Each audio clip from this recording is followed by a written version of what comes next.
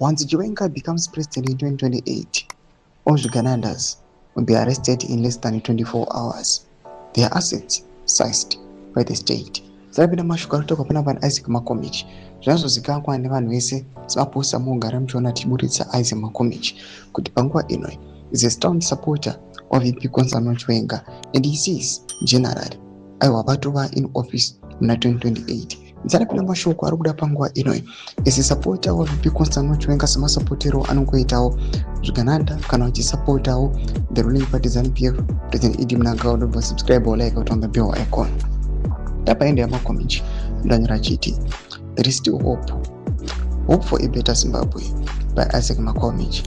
Given how Vice President Konsano Chiwenga detests corruption and how strongly he opposes Zvigananda, it would be a disaster for corrupt officials if he were to become president one day. VP Chiwenga once addressed corruption in the Politburo and he demanded that Zviganandas be arrested. He wanted them arrested that very day. This assures us that once he becomes president, those corrupt officials will be arrested in less than 24 hours and their assets will be taken by the state.